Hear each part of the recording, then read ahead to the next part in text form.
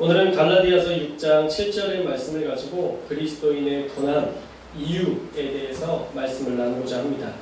지난주는 그리스도인의 고난 1 서막 부분으로 우리의 인생은 과거와 현재와 미래까지 늘 고난과 동고동락하게 되어 있는데 그 고난의 이유를 발견하고 잘 선용하면 결국 하나님을 만나게 되는 은혜의 자리가 된다는 것을 우리가 말씀을 통해서 살펴보았습니다. 그래서 요한복음 16장 33절 말씀을 가지고 우리가 살펴보았었는데 이것을 너희에게 이르는 것은 너희로 내 안에서 평안을 누리게 하려 함이라. 세상에서는 너희가 환난을 당하나 담대하라. 내가 세상을 이기었노라. 세상에서 우리가 분명 환난은 당하지만 어쩔 수 없는 고난이 있지만 예수님께서 십자가에서 이미 그 모든 것들을 이기셨기 때문에 어떻게 하라? 담대하라. 그리고 내가 주는 이 평안을 누려라 라고 우리에게 분명하게 말씀하고 계십니다. 이 소리의 말씀, 우리는 반드시 승리한다. 하나님은 마침내 완전한 평안으로 인도하신다 라는 사실 여러분 기억하고 사셨나요? 기억하고 사셨어야 했는데 우리가 그렇게 못할 때도 참 많아요. 그러나 여러분 기억하셔야 돼요. 어떤 일이 있어도 나 승리할 거야. 나 반드시 승리해. 하나님 계시거든. 하나님 나 붙드시거든. 계속 그렇게 선포하면 여러분의 인생 가운데 하나님의 역사가 정말 나타나요. 여러분이 또 꼭 그런 놀라운 역사들을 경험할 수 있기를 축복합니다. 오늘은 고난이 왜 우리 인생에 찾아오는지 우리가 그 이유를 살펴보려고 합니다. 먼저 고난에는요 이유가 있다는 것을 우리가 꼭 알아야 됩니다. 갈라디아서 6장 7절 우리가 읽었던 말씀에 보면 스스로 속이지 말라. 하나님은 업신여김을 받지 아니하시나니 사람이 무엇으로 심든지 그대로 거두리라 라고 말씀하셨는데 우리가 어떠한 것이든 심는 대로 거둔다는 거죠. 고난도 마찬가지예요. 고난도 우리가 어떻게 살았느냐에 따라서 그런 역사들이 있다는 거예요. 물론 우리가 어떤 것들을 하지 않았어도 주시는 일들이 있어요. 오늘 말씀을 통해서 우리가 살펴볼 건데 우리가 그것들을 좀 나눠서 정리해서 살펴보려고 합니다. 그래서 고난은요 두 가지에 부류가 있어요. 첫째로는 죄에 대한 대가로 우리가 고난당하는 경우가 있습니다. 하나님을 속이지 말라라고 얘기했잖아요. 그래서 하나님 안에서 우리가 우리의 잘못, 우리의 과거의 잘못, 우리의 깨닫지 못하는 다양한 것으로 인해서 우리가 고난당하는 이유가 있다는 거죠. 둘째로 고난 중에 우리가 어떤 것을 심는지에 따라서 우리가 전혀 다른 것을 거둘 수 있다라는 의미로 이 말씀을 이해할 수도 있는 거예요. 그래서 우리가 고난을 잘 이해해야 됩니다. 오늘 말씀에서 우리가 주목해야 될 것은요. 첫 번째에서 세 번째까지는 우리 때문에 만들어진 고난에 대해서 우리가 살펴볼 것이고요. 네 번째부터 일곱 번째까지는 우리가 그리스도인으로 살 때 받는 고난으로 우리가 구분해서 살펴볼 예정인데 우리로부터 시작된 고난은 어떻게 해야 될까요? 우리가 빨리 회개하고 돌이키면 되는 것이고요. 하나님이 주시는 고난은 우리가 믿음으로 승리해야 된다. 우리가 믿음으로 승리해야 된다는 것을 먼저 이해하시고 들으면 좋을 것 같습니다. 그러면 이제 고난의 이유를 한번 살펴보겠습니다. 우리 한번 읽어보겠습니다. 시작. 우리가 그리스도인이라 해도 과거에 지었던 죄가 해결되지 않은 죄가 우리에게 고난을 주기도 합니다. 내가 하나님 앞에서 기도하면서 이거 해결했는데 왜 이게 고난으로 이어집니까? 라고 물을 수 있는데 하나님은 그 죄를 용서하고 싶지만 만약 피해를 입었던 그 사람이 그 죄를 용서하지 않는다면 그 죄는 사실 여전히 우리의 것으로 남아있게 된다라는 것이죠. 그래서 성경에 보면 빌레몬서라고 있습니다. 빌레몬서가 있는데 이 오네시모라는 노예가 빌레몬에게서 도망쳐서 로마에 있는 바울을 만납니다. 그리고 바울을 잘 돕고 섬기는 중에 이 오네시모가 빌레몬으로부터 도망쳤다라는 사실을 알고는 바울이 빌레몬에게 오네시모가 얼마나 하나님을 위해서 진실하게 사는지 그리고 자신에게 얼마나 유용한 사람인지를 이야기하면서 그를 용서하라 라는 서신을 보냅니다. 그런데 놀라운 것은요, 그 서신을 누구에게 보냈는지 아세요? 뻔하죠? 오네시모에게 보냈어요. 도망쳤던 그 종 오네시모에게 그 서신을 주어서 빌레몬에게 주도록 합니다. 뭐예요? 네가 직접 가서 용서를 받으라는 거죠. 바울은요, 하나님께 회개하며 사함을 받았어도 아직 사람에게서 용서를 받지 못하면 그 사함이 완전하지 않음을 알았기 때문에 그렇게 행했던 것입니다. 그래서 마태복음 18장 35절 말씀에 보면 너희가 각각 마음으로부터 형제를 용서하지 아니하면 너희 하늘 아버지께서도 너희에게 이와 같이 하시리라 말씀합니다. 물론 이 말씀은 너희가 용서하기를 너그럽게 해야 나도 너를 용서한다 라는 의미이지만 만약 우리가 어떤 사람에게 용서받지 못한다면 하나님도 우리를 용서할 수 없다라는 의미로도 우리가 살펴볼 수 있습니다. 그래서 우리의 과거의 죄는요, 빨리 해결해야 되는 것입니다. 특히 사람에게 잘못한 일들은 그 사람에게서 용서를 받아야 됩니다. 죄의 대가로 여러분들이 고난을 받을 수 있기 때문입니다. 큰 때문에 다 엄청난 큰 때문에 모든 것들이 다 막아져 있어도 만약 그곳에 주먹만한 크기의 구멍만 있다면 그 구멍으로 물이 쏟아져 나와 결국은 그 댐을 붕괴시키는 것처럼 우리 인생도 이런 작은 죄가 우리의 삶을 무너지게 할 수 있다는 것을 우리가 꼭 알아야 됩니다. 요즘 연예계를 보면 분명하죠. 왕따 시켰다. 그 사람이 일진이었다 라고 하는 그런 연예인들이나 그런 매니저들의 이야기들이 나중에 언론을 통해서 공개되면서 그들이 그동안 쌓아왔던 부와 명예와 인기를 한 번에 잃어버리는 것들을 우리가 자주 살펴볼 수 있습니다. 정말 과거에 있었던 일이고 사실 철없을 때 했었던 행동인데도 불구하고 그게 해결되지 않는 진심으로 찾아가서 용서받고 용서를 구하지 않았기 때문에 그 일을 통해서 연예계에서 은퇴하게 되는 그런 많은 사람들을 볼 수 있다는 것이죠. 그래서 여러분, 작은 죄, 여러분들이 가지고 있는 작은 죄들을 간과하지 마십시오. 여러분들이 사람에게 지은 죄라면 더 철저하게 회개하고 또 그들에게 용서를 구하십시오. 그래야 그 고난도 멈출 수 있는 것입니다. 우리가 용서 구하는 것에 대해서 너무 어렵게 생각하지 않으셔도 좋을 것 같아요. 우리 자녀들에게도 마찬가지고요. 우리의 친구들이나 형제들에게도 마찬가지고요. 누구에게라도 우리가 잘못한 것을 빨리 돌이키는 것, 그게 가장 멋진 일이고 그게 하나님이 원하시는 가장 아름다운 모습이라는 거 꼭 기억하셔서 여러분 안에 여전히 거리끼는 마음들이 있다면 그 문제 여러분들이 빨리 해결하고 또 그 사람에게 용서를 구하는, 그래서 이 고난을 뛰어넘는 저와 여러분들이 될 수 있기를 주님의 이름으로 축원합니다. 둘째로는요, 우리의 무지로 인해 고난을 당하기도 합니다. 쉽게 말하면 우리가 깨닫지 못해서 겪게 되는 고난이에요. 우리가 하나님과 동행하며 거룩하고 겸손하게 사는 것이 하나님께서 원하시는 삶인데 늘 자신의 이기심과 무지로 인해서 고난을 당하는 사람들이 있습니다. 참 신기한 건요, 여러분들 주변에도 있겠지만 그런 이기적인 사람은 자기만 이기적이라는 것을 몰라요. 참 신기하죠. 자기가 얼마나 이기적인지, 얼마나 교만하게 살고 있는지를 모릅니다. 그래서 하나님이 그를 낮추신 후에야 결국 그때서야 깨닫게 되는 일들을 종종 보게 됩니다.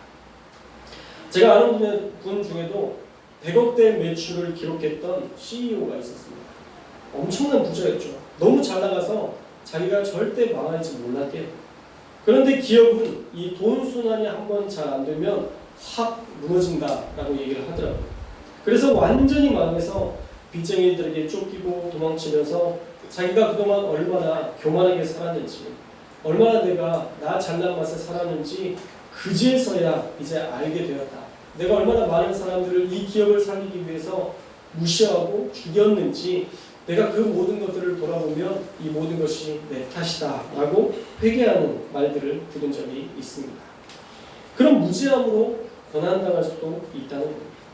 또 우리가 교회는 다니지만 어둠도 행하고 거짓말도 하고 진리 안에서 살지 않았던 삶 때문에 우리에게 고난이 찾아오는 경우도 있습니다. 그것도 모르고 왜 하나님을 믿는데 고난을 당하느냐 하나님께 항변하는 성도들도 간혹 있습니다. 요한일서 1장 6절 말씀에 보면요, 우리 함께 읽어보겠습니다. 1장 6절 말씀 시작. 만일 우리가 하나님과 선임이 있다고 어둠에 행하면 거짓말을 하고 진리를 행하지 아니하니와. 아멘. 하나님을 믿으면서도 어둠 속에 있고 거짓말하고 진리를 행하지 않으면 고난이 찾아올 수 있다는 거예요. 그래서 우리가 빨리 깨달아야 돼요. 죄 가운데 사는 우리의 삶을 깨닫고 돌이켜야 이 고난이 끊어지게 될 줄로 믿습니다. 세 번째도 연관되는데, 세 번째는요, 알면서도 죄를 돌이키지 않을 때 고난을 당합니다. 두 번째는 그래도 모르고 무지함 가운데 우리가 했던 일이기 때문에 조금 낫지만, 세 번째 이 죄는 정말 잘못된 일이라는 것이죠. 그리스도인이 죄를 가지고 살 수 있습니까? 그리스도인이 악과 더불어 타협하면서 살 수 있나요? 절대 그래서는 안 되는 것이죠. 고린도전서 11장 31절과 32절 전반부에 보면요, 우리가 우리를 살폈으면 판단을 받지 아니하려니와 우리가 판단을 받는 것은 주께 징계를 받는 것이니 라고 말씀하고 있습니다. 이것은 성찬에 관한 말씀인데, 성찬 시에 꺼리낌이 있어 죄가 있으면 성찬을 분별해서 받아야 된다. 만약 그렇지 않으면 그 죄를 네가 먹고 마시는 것이다. 네가 그 심판을 받게 될 것이다 라고 경고하시는 말씀입니다. 자신을 살펴서 죄를 회개하고 성찬을 하라. 그렇지 않으면 징계가 있을 것이다 라는 말씀인데, 이 징계라는 말이 파이디오메다 라는 단어를 썼습니다. 이 파이디온이라는 말이 아이라는 뜻인데, 어린아이를 때려서라도 가르치고 채찍으로라도 징벌하고 고난으로라도 징계한다 라는 의미의 단어인 것입니다. 결국 잘못된 일에 대해서 아버지가 그 자녀를 책망하고 징계하는, 그 잘못에 대한 대가를 치르게 하는 모습들이 바로 이 파이디오메다라는 단어라는 것이죠.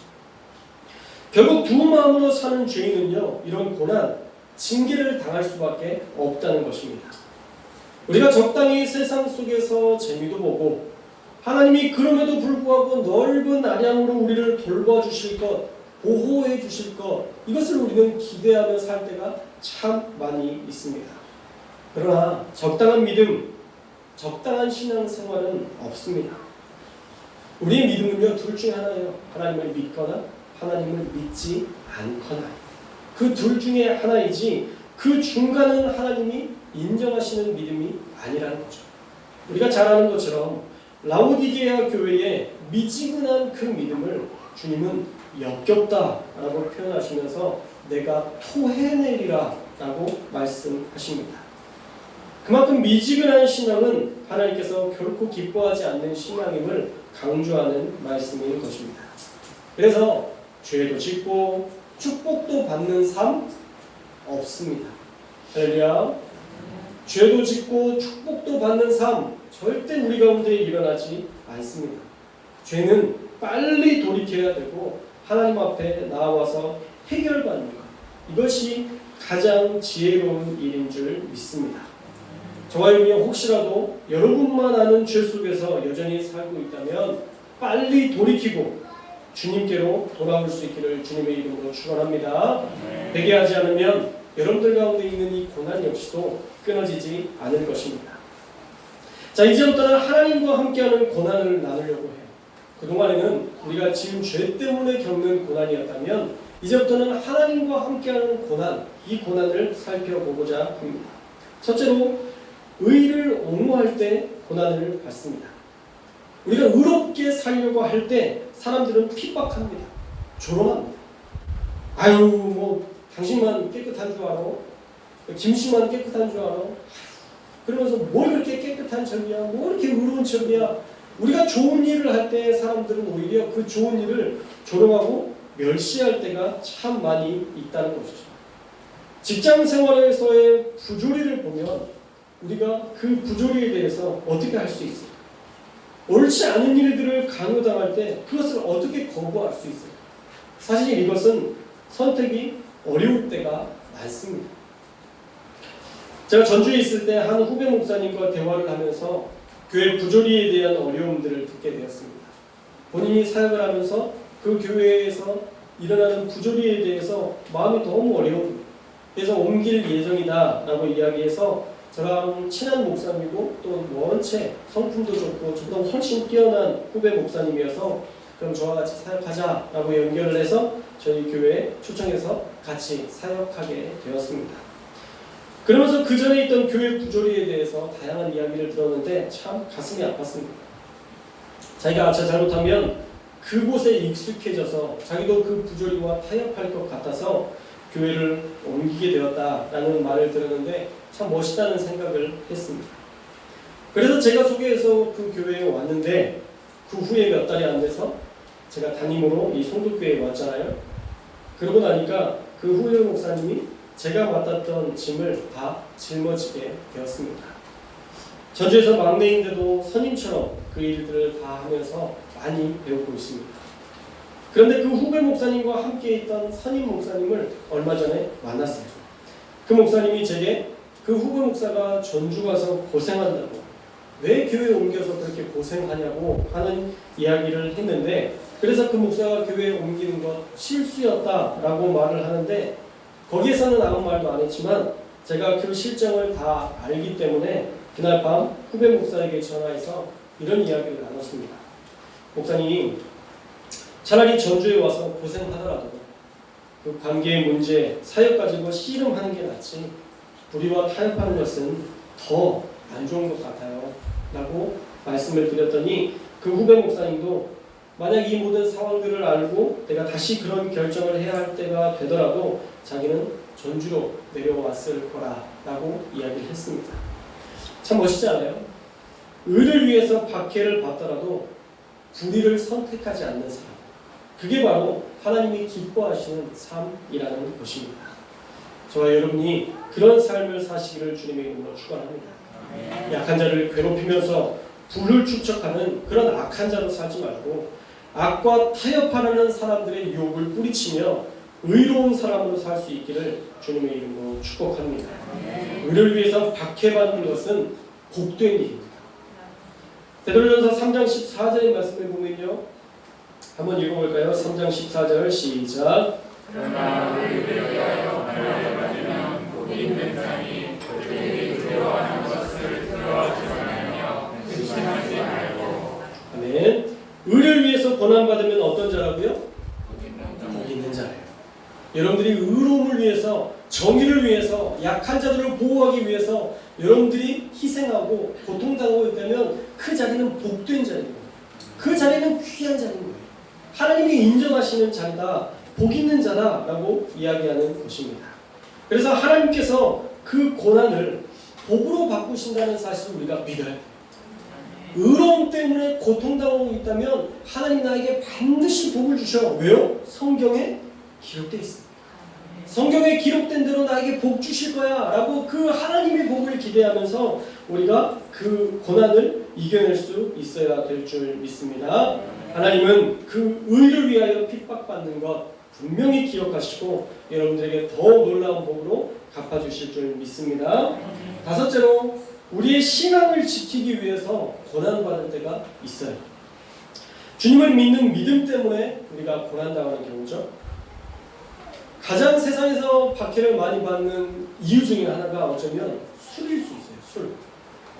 그리스도인들이 술도 못한다고, 우리에게 고리타분하다고 놀리면서 그런 삶은 사람 사는 삶이 아니다 라고 말하곤 합니다. 제가 술을 안 마시고 한번 살아봤는데요, 사람 사는 삶이에요. 이 세상을 살면서도 멀쩡하게 살아도, 멀쩡한 정신에 살아도 지금 살까 말까 한 판에 왜 해롱해롱하면서 살아요. 그죠? 그런 삶은 사람 사는 삶이 아니라고 놀리지만 사실 우리가 술, 담배, 도박, 마약, 각종 중독에 관한 것들, 우리가 그리스도인이기 때문에 하지 않는 결단들을 세상 사람들은 조롱하곤 합니다. 그러나 그런 거룩을 위한 결단은요, 너무 귀한 거예요. 거룩을 지키기 위한 그 몸부림은 하나님께서 정말 기뻐하시는 일이에요. 제가 알던 어떤 한 장로님이 우체국에서 일을 하셨습니다. 그런데 이분이 술을 마시지 않는다, 나는 술을 마시지 않는다라고 선포하고 정말 술을 마시지 않았기 때문에 사실 술자리가 단순히 술자리가 아니잖아요. 술자리를 통해서 인간관계를 알게 되고 사실은 접대의 의미도 대단히 강한 성격이 있는데 목사가 어떻게 그걸 아냐고요? 드라마에 나오더라고요. 의심하지 마십시오. 그런 인사발령이나 그런 것에도 영향을 준다라고 얘기를 하더라고요. 그런데 정말 술자리를 하지 않아서 인사발령도 느려지고 또 우체국장 인사권에도 불리하게 적용되어서 인사국장, 그 우체국장 되는 시기가 더 딜레이됐다라는 이야기도 들었습니다. 그런데 그 장로님은 그런 직임에 연연하지 않고 하나님이 맡기신 장로라는 직분이 가장 귀하다라고 고백하시며 자신에게 맡겨진 일만 충실하게 그 일들을 감당했다고 합니다. 제가 언젠가 교회 일 때문에 각 학교마다 공문을 보내야 될 일들이 있어서 그 장로님께 장로님, 장난삼아 장로님, 이 학교에 여기가 무슨 동인데 여기 우체국 우편번호, 이 우편번호가 어떻게 돼요? 그냥 물어봤는데 말씀을 하시더라고요. 은퇴한 지 4년이 지났는데도 그 학교 그 동은 무슨 동인데 우체국 이 우편번호가 뭐예요. 그걸 외워서 이야기를 하시더라고요. 다 외우신대요. 웬만한 동은 다 외우시고 몰랐죠. 그렇게 성실하게 사셨던 거예요. 그런데 하나님이 그 성실함과 그 거룩함을 지키고자 하는 마음을 아실까요? 모르실까요? 하나님 잘 안 들리실까요? 판단이 흐리실까요? 그런 분이 아니시죠? 하나님은 다 아세요. 하나님이 정말 그분을 얼마나 귀하게 쓰시는지 교회에서도 존경받는 장로님으로 인정받게 되었고 세상 속에서도 은퇴 후에도 얼마나 많은 사람들이 그렇게 찾아오는지 그분이 나 같은 사람이 뭐라고 이렇게 찾아오는지 모르겠다고 극적이는 모습을 봤는데 참 존경스러웠습니다. 그게 바로 신앙 때문에 박해받아도 연연치 않는 사람들이 누리는 은혜예요. 고난은 있죠. 인사발령이 늦어지니까 얼마나 속상하겠어요. 얼마나 소외감을 느끼겠어요. 그럼에도 하나님께 칭찬받는 삶을 살기로 결정한 모습, 그 모습을 하나님께서 기뻐하셨다라는 것입니다. 그래서 잠깐 소외되는 것 같아도 괜찮아요. 그것이 하나님이 외면하신 것이 아니라면 반드시 우리를 회복하시고 원수의 목전에서 상을 베푸시고 우리를 높여 하나님이 기뻐하시는 자로 인정해 주실 것이기 때문입니다. 할렐루야. 또 부모님이나 가족으로부터 박해를 받는 경우가 있어요. 예수 믿는다고 핍박당하는 사람들. 그런데 그 고난은 하나님께서 영광스럽게 하고자 하는 도구로서 이제 쓰임받는 거예요. 믿음의 선진들은 다 그렇게 믿음 때문에 고난을 당했습니다. 야고보는 순교당했고 베드로는 옥에 갇혔다가 나중에 십자가에 거꾸로 매달려 죽었고 히브리서 11장에 보면 믿음장이라고 되어 있는데 얼마나 많은 믿음의 선진들인 믿음 때문에 어떠한 고통을 당했는지 상세히 기록되어 있지만 그들은 그 모든 것들을 믿음으로 이겨냈다라고 기록하고 있습니다. 그리고 그들을 향해 히브리서 11장 38절에 이렇게 기록하고 있습니다. 이런 사람은 세상이 감당하지 못하느니라. 할렐루야. 이들이 얼마나 위대한 사람들인지 세상이 이 사람들을 품을 수 없을 만큼 큰 사람들이다 라고 말씀하고 있는 거예요. 세상이 감당할 수 없대요. 여러분이 만약 믿음 때문에 고난당한다면 하나님께서는 여러분들에게 이렇게 부르실 것입니다. 나의 새 감자야. 새 감자. 여러분의 집 앞에 꼭 감자 3개를 좀 놓아주시고 하나님 제가 이런 새 감자가 되기를 원합니다 하셨으면 좋겠어요. 새 감자, 세상이 감당하지 못한 나의 사랑하는 자녀. 할렐루야. 우리가 믿는 것 때문에 고난받아도 타협하지 않고 굴복하지 않으므로 새 감자, 세상이 감당하지 못할 자로 믿음만 바라보며 살아가는 저와 여러분들이 되셔서 마침내 하나님께서 여러분들을 칭찬하시고 여러분들을 귀히 여기시는 귀한 존귀케 하시는 역사 경험할 수 있기를 축복합니다. 6번째로 하나님의 영광을 위해 고난받는 경우가 있어요. 이것은 고난을 우리에게 하나님께서 명하셨기 때문에 받는 고난입니다. 대표적인 예로 욥을 들 수 있죠. 사탄이 욥과 하나님에게 반대해서 욥을 고소해서 고난받게 합니다. 욥기 1장 11절 말씀에 보면 사탄이 이렇게 이야기하죠. 이제 주의 손을 펴서 그의 모든 소유물을 치소서. 그리하시면 틀림없이 주를 향하여 욕하지 않겠나이까? 사실 욥은 순전하게 살려는 몸부림이 이미 있었습니다. 그는 정말 신실하게 살려고 주님 앞에서 온전하게 살았던 사람입니다. 그런데도 하나님은 고난을 허락하세요. 왜요? 욥이 자신이 가진 것 때문에 하나님을 따르는 것이 아니라는 것을 하나님이 세상에 증명하고 싶었던 거예요.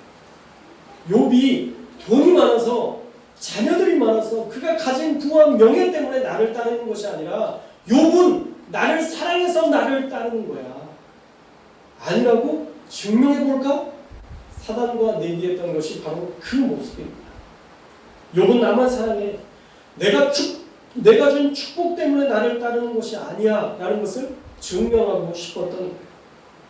안타깝게도 욥이 하나님만으로 모든 것을 만족하는 단계에 이르지는 못했습니다. 왜냐하면 진짜 하나님을 만나지는 못했기 때문입니다.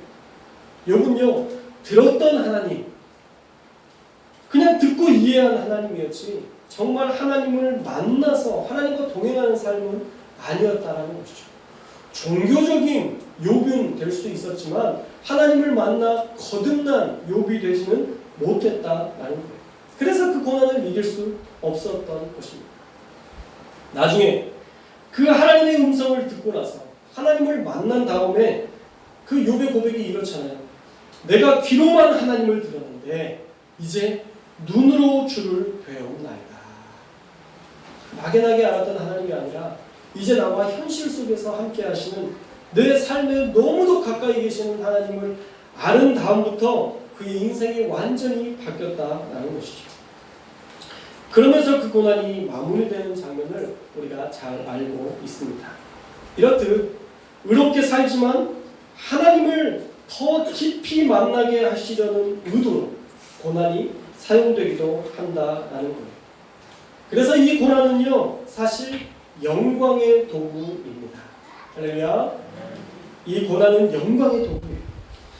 요즘 고난에 대한 이해도가 많이 달라져서 예전에는 복 주셔서 다시 회복되게 하셔서 하나님 감사합니다 라는 것이 간증 코드였는데 지금은 어떠한 고난이 있다 할지라도 나는 하나님과 동행하겠습니다. 나는 하나님과 동행합니다 라는 그 선포를 더 귀한 간증으로 여기는 경우들을 또 그런 간증을 하는 것들을 많이 듣게 됩니다. 얼마 전에도 들었던 한 무당이었던 사람이 귀신을 버리고 예수님을 영접했는데 그때부터 질병이 나타나기 시작하고 고난이 시작되어서 귀신과 계속 영적 전쟁을 벌이는데 그분은요 놀랍게도 아랑곳하지 않아요. 아랑곳하지 않습니다. 어떤 고백을 했냐면 귀신을 섬겨서 지옥 가느니 고난과 함께 하나님을 섬기고 천국 가겠다라는 고백을 하는데 정말 그 고백이 너무도 귀하게 여겨졌습니다. 만약 여러분의 고난이 영광을 위한 것이라면 안심하십시오. 고통을 당해도 하나님이 반드시 도우십니다. 반드시 하나님이 함께 하십니다. 요한복음 9장 1절에서 3절 말씀에 우리가 잘 아는 말씀이죠. 예수님께서 길을 가시는데 날 때부터 맹인 된 사람 한 사람을 보게 되었습니다. 그랬더니 제자들이 묻습니다. 선생님이시여, 이 사람이 맹인이 된 게 이 사람의 죄로 인함입니까? 아니면 부모의 죄 때문입니까? 누구의 죄 때문에 이 사람이 맹인이 되었습니까? 라고 묻게 돼요. 그때 예수님께서 이렇게 이야기하십니다. 이 사람이나 그 부모의 죄로 인한 것이 아니라 그에게서 하나님이 하시는 일을 나타내고자 하십니다. 그가 지금 보이지 않는 건 어쩌면 남들이 봤을 때는 고통이고 고난이고 죄 때문에 일어난 일이라고 볼 수 있지만 아니다. 죄 때문에 일어난 일이 아니라 하나님의 영광을 드러내기 위한 도구로, 이제 하나님께서 일하실 것들을 보여주기 위한 도구로 내가 그를 쓸 것이다 말씀하고 있는 거예요. 죄 없는 인생을 통해 하나님이 하시는 일을 나타내고자 합니다 라고 말씀하신 것입니다. 사랑하는 여러분, 여러분이 거룩하게 사는데도 고통과 질병이 찾아온다면, 알 수 없는 풍랑이 여러분들을 찾아온다면 그것은 하나님이 하시는 일을 나타내고자 함임을 꼭 기억하시기 바랍니다. 세상 속에 하나님이 얼마나 큰 분인지 보여주기 위한 하나님의 계획 속에 이루어진 것임을 믿고 여러분 담대하시기를 축복합니다. 하나님이 반드시 여러분들을 영광의 도구로 여러분들을 쓰실 줄 믿습니다. 마지막으로 7번째, 그리스도인은 훈련받기 위해 고난을 당합니다. 죄송합니다. 그리스도인은요 훈련받기 위해서 고난을 당해요. 우리를 하나님의 손에서 훈련하시려고 고난을 사용하시는 거예요. 우리가 사실 신앙생활 한 다음부터 여러분들이 막 방언의 은사를 받고 막 섬김의 은사를 받고 사랑의 은사를 받고 그러면서 여러분들이 사역하지는 않으셨을 거예요. 과정이 있는 거죠. 목회자도 마찬가지예요. 목회자도 하나님의 철저한 훈련들이 있습니다. 재정적인 훈련들, 또한 사람들을 대하는 인간관계의 훈련들, 다양한 훈련들을 통해서 우리가 성숙해지고 마침내는 우리가 그 사람들을 용납할 수 있는 힘이 생겨요. 그런데 그 힘은요 그냥 어느 날 갑자기 막 힘 생겨라 그래서 힘을 주셔서 우리에게 힘이 생기는 게 아니라 어떻게 해야 되는 거예요? 훈련하는 거예요. 한 사람을 용납해 보니까 아 되네. 또 저 사람을 용납해 보니까 되네. 아 사람은 바뀌는 거구나 라는 것들도 알게 되고, 안 바뀌는 사람들도 만나요. 안 바뀌는 사람들은 하나님이 안 바뀌는 사람들이지만 그래도 저 사람을 통해서 일하시는 것들을 보면서 용납할 수 있는 힘이 생기게 되는 거예요. 결국은 우리 가운데 많은 사람들을 용납할 수 있는 것은 많은 사람들을 용납해 본 사람만이 가능한 것이죠. 그래서 우리의 삶에 이런 많은 고난들은 사실 훈련을 통해서 우리가 하나님께 더 가까이 나아가게 되는 그런 귀한 도구일 수 있다라는 겁니다. 이건 역시도 영광스러운 고난입니다.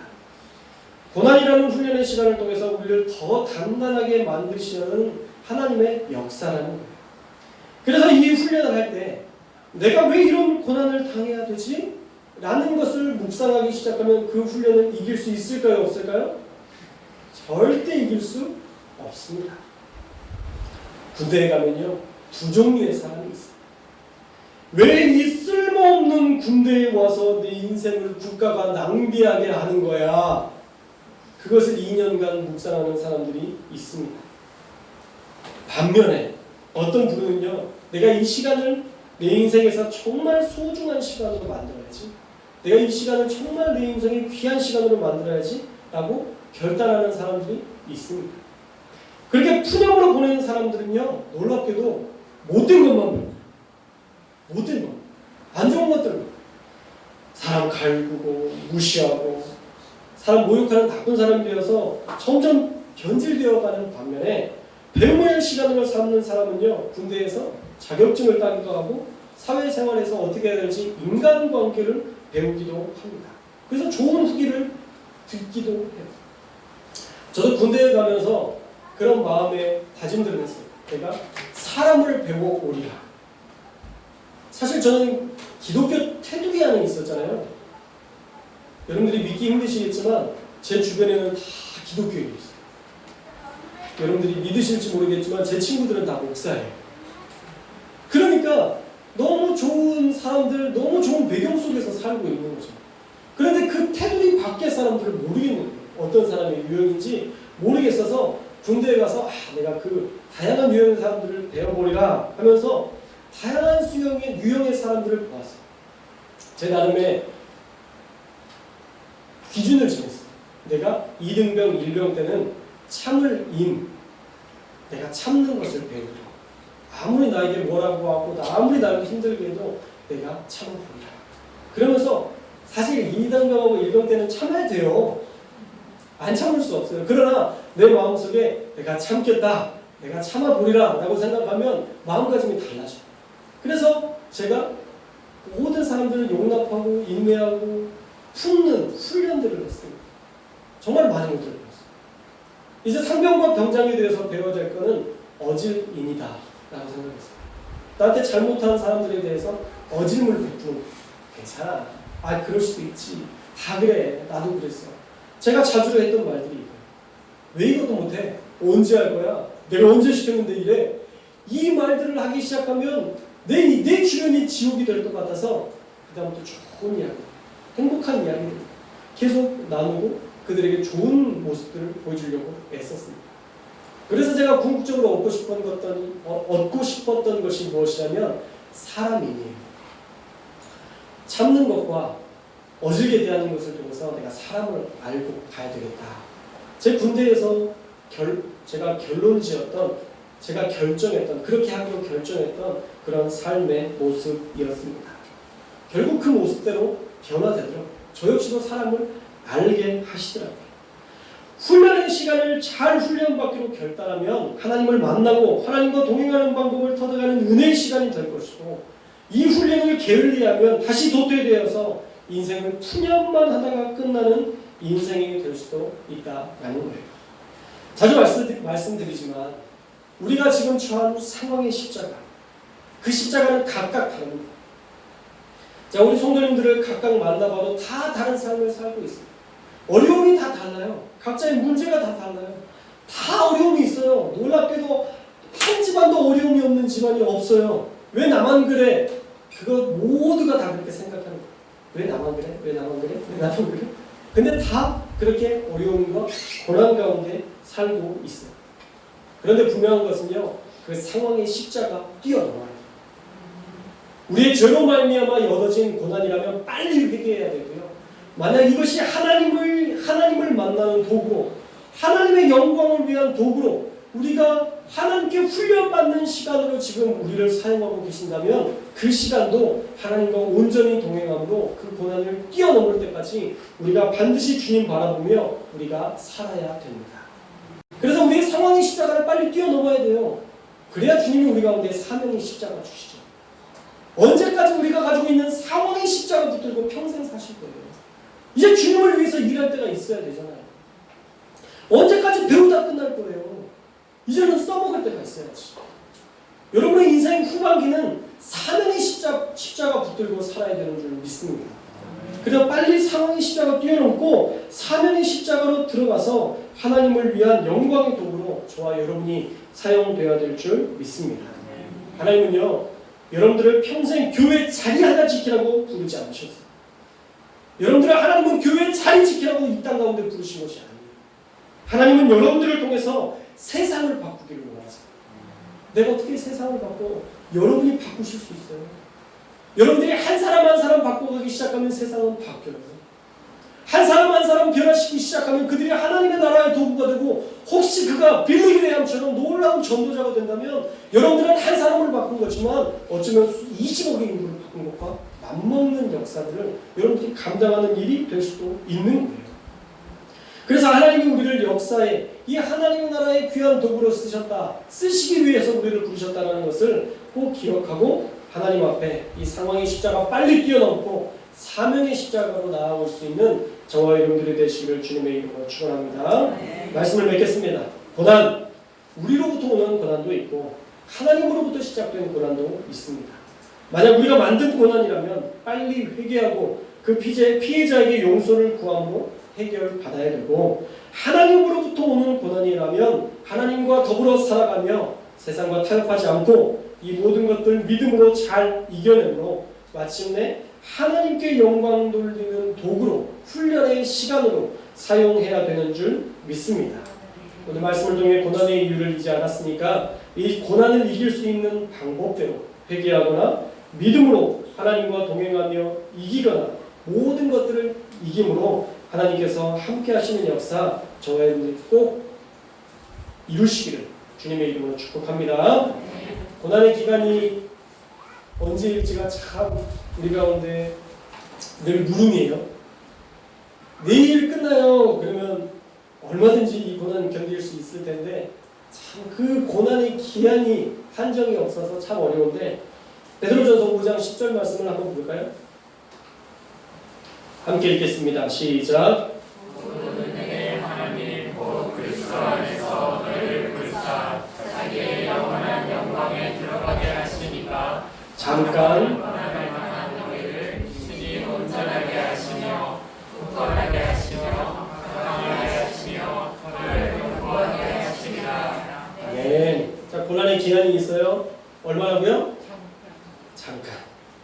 할렐루야. 잠깐이에요. 또 이 의심하시는 분들이 있나요? 그 잠깐이 언제까지예요? 또 막 묻지 마시고 잠깐이라고 하시면 잠깐이에요. 여러분은 선포된 이 시간부터 잠깐인 줄 믿습니다. 자, 이 시간부터 잠깐의 시간 여러분들이 이겨내셔야 돼요. 그 잠깐의 고난 속에서 하나님을 의지하면 하나님이 도우십니다. 어떻게 해요? 온전하게, 굳건하게, 강하게, 견고하게.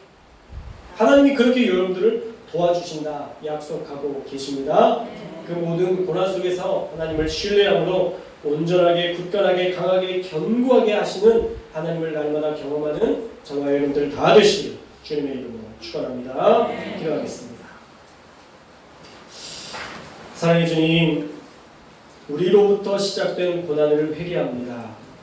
우리가 잘못한 것인데도 하나님께 왜 고난을 주시느냐고 부르짖는 우리의 죄악을 용서해 주시고 이제 온전하게 회개함으로 하나님만 보게 하여 주옵소서. 또 하나님으로부터 시작된 고난이라면 하나님을 의지할 때에 하나님께서 힘 주시고 능력 주실 줄 믿습니다. 천지 만물을 창조하신 하나님이 곁에 계시고 우리가 주를 위해서 사는 삶인데 우리가 무엇을 무서워하고 무엇을 두려워하겠습니까? 하나님, 우리에게 주님만 바라볼 수 있는 어린아이와 같은 믿음을 주셔서 마침내 승리케 하시는 하나님을 만나게 하여 주옵소서. 고난 어렵지만 그것이 하나님을 만나게 되는 도구라면 묵묵히 그 길을 가게 하시고 날마다 함께 하시는 하나님을 마침내 경험하게 하여 주옵소서. 함께 하실 주님을 기대하며 거룩하신 예수님의 이름으로 기도합니다.